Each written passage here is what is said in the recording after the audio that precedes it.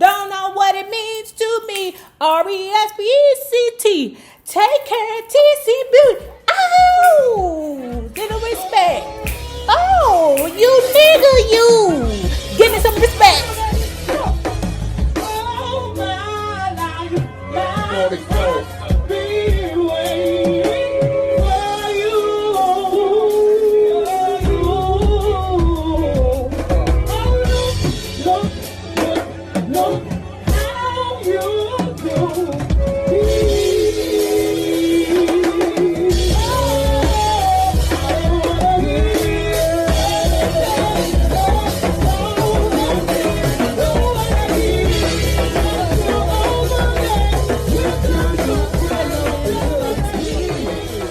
If you have not already done so, please remember to like, share to Facebook, and subscribe because it is so important to my success here on the YouTube.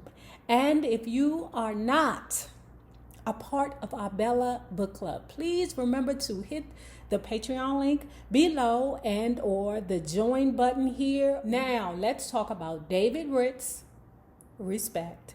The life of Aretha Franklin, okay? So where we left off, we are getting down to the nitty and the gritty. Aretha is finally breaking it up, girl. Well, you know what I'm saying, because they wasn't using breaking it up then, but, you know, that's just how I say, you know, they doing awesome, okay?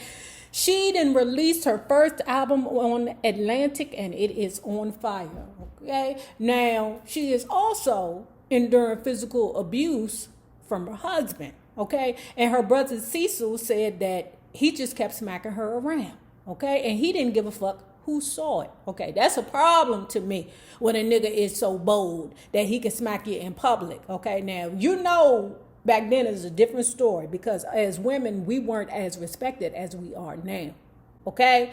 Let you try to hit a woman in public, okay? And you ain't in the goddamn hood. So now, okay. Jet Magazine had interviewed Ted White about his wife. He said, my wife is on fire.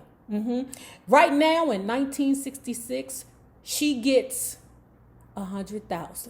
By next year, my wife is going to be making $250,000. So Respect hit the pop charts on April 29th. 1967, a day after Muhammad Ali was stripped of his heavyweight champion title for refusing to be drafted into the United States Army. You go, boy. Fuck that. This your war. At any rate, the song Respect would go #1 on the R&B and the pop charts and became the song that would forever define Aretha Franklin. As a result of the success of Respect, at the beginning of one of her shows in Chicago, that Ruth Bowman booked for her, but a DJ opened up the show and said, welcome, the Queen of Soul, Aretha Franklin.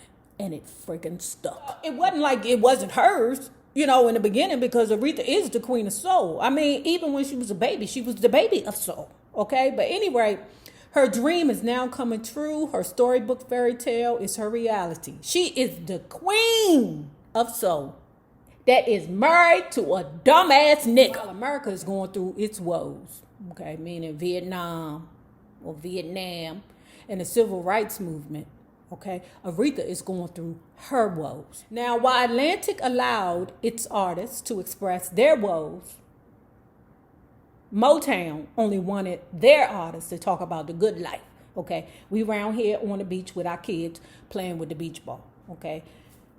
Motown eventually got there. We know this, right?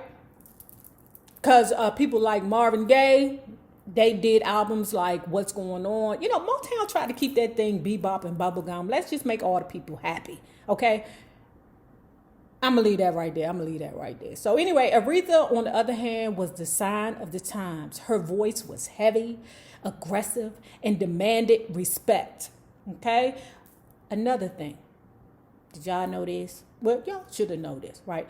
But in 1967, the song Respect was our Black Pride song. Okay? This is 1 year before James Brown released Say It Loud. I'm black and I'm proud. Hey, say it loud. I'm black and I'm proud. So in the spring of 1967, Aretha's career was moving at warp speed. Her fees had quadrupled. Oh, yes. Say it loud. I'm black and I'm proud. Oh, quadrupled. Say it loud. I'm black and I'm proud. Say it. Was eager to make the money. I mean, all pimps is eager to make money, right? Me too, y'all. Y'all telling me that I'm, that you like me and that I got a good thing going on here. I know eventually somebody else will come along now. I don't want them to be as good as me, but I got to capitalize on this momentum. So I'm going full speed ahead with this, y'all. And it is all because you all have been supporting me. Thank you. Anyway, let's get back to the book. Teddy, Pimpy Whitey, was eager to make the money, okay, said Cecil, her brother. His attitude was that he'd been hanging tough with Aretha for a minute now, and he deserves all the spoils of being Aretha Franklin's husband. Now, because his ex-girlfriend, Dinah Washington, had used Ruth Bowman before and knew. That's my refrigerator always signifying, y'all. That's the ice maker. Okay. So Ruth Bowman was the person to use because he knew that Ruth Bowman hooked up Dinah Washington. So, Ruth, is you busy? Answer no. Is you calling me about Riri? Yes. Answer yes. Okay. I need you to do for Riri the same thing that you did for Dinah, but better. Because after all, ding dong, that queen is dead. Okay. This one is breaking it up. All right. Ruth Bowman said at the time that Ted contacted her, she knew that Aretha and Ted was drinking heavy. Okay. They was also getting high. Now, one of y'all told me that Riri was getting high. Okay. That's what you said, that Riri was getting high. Okay.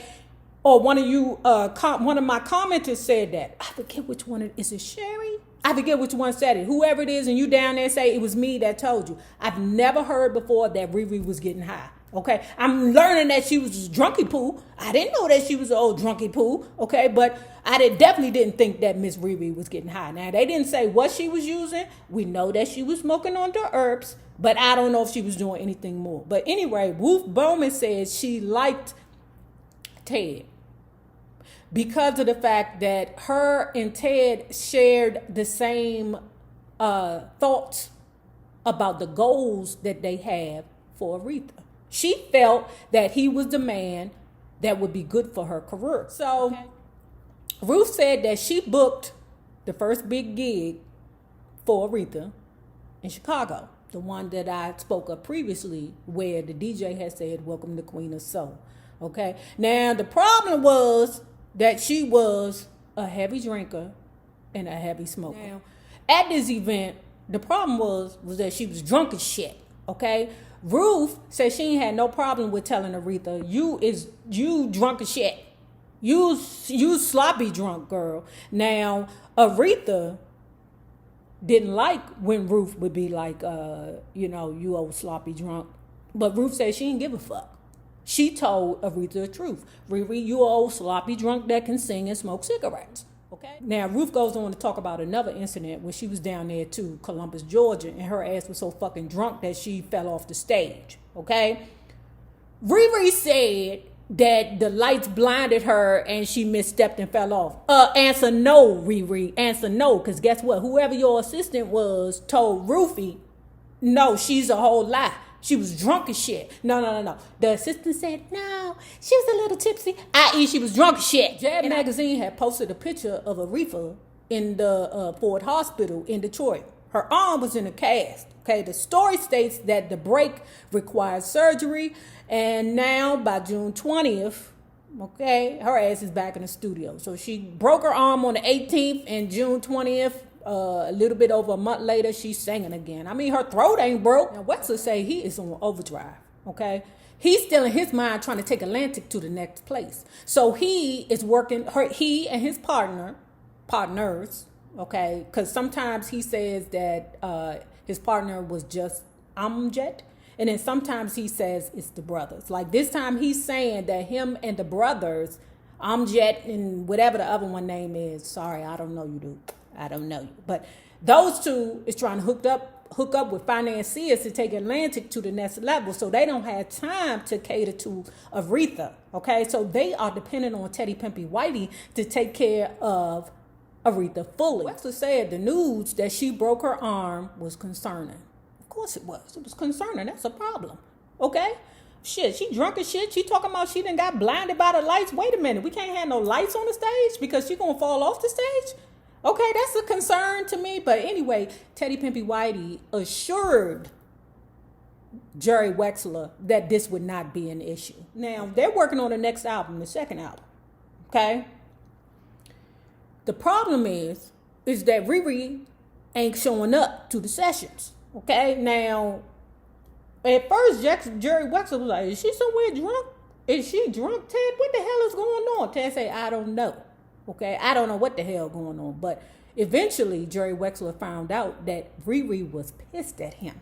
Okay? So, turned out the reason that she was a no-show to them first couple of sessions ain't had nothing to do with her drinking. I even know she probably was somewhere drinking, okay? But it ain't had nothing to do with her drinking or her injury with her arm. It had everything to do with the fact that she felt like Jerry Wexler went behind her back and signed her sister Irma.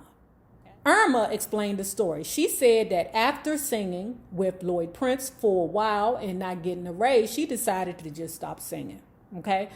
And got a regular job with IBM. And it wasn't that she was pissed at singing or mad at singing or, she had a bad taste in her mouth in regards to the, the business. It wasn't that. It was just that she was just content working for IBM. And whenever her sister needed her to sing back up, boom, I'm there. So Irma explains it like this. When Aretha came out or bust out on the scenes with Atlantic, Aretha put a whole new spit shine on the Franklin sisters. So people started calling.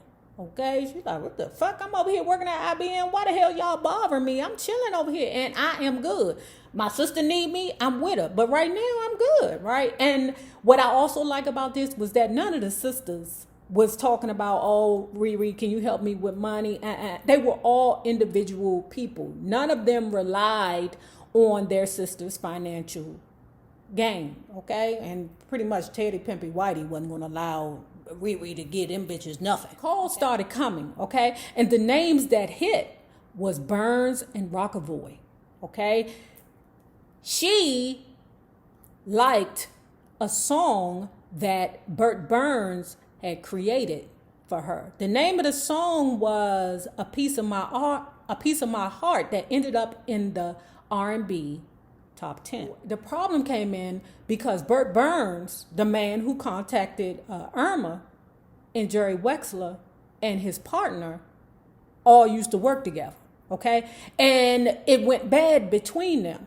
So it could be, or it sounds like Burt Burns purposefully got a hold of Irma, made a song for her, and said, okay, I couldn't beat you then, but I'm going to beat you now. I'm going to make this sister right here shine. So the sisters were a victim of these men's egos. Wexler begged Teddy Pimpy Whitey, can you please tell Aretha that I ain't got nothing to do with this shit? I don't have nothing to do with none of this bullshit. That's that dude Bert, okay? Teddy Pimpy Whitey said, answer no. Jerry Wexler, I'm not going to do that. I'm not going over there and talk to that lady. She is making us too much goddamn money. I'm not finna piss her off. Wexler hoped that Ted addressed the situation with Aretha.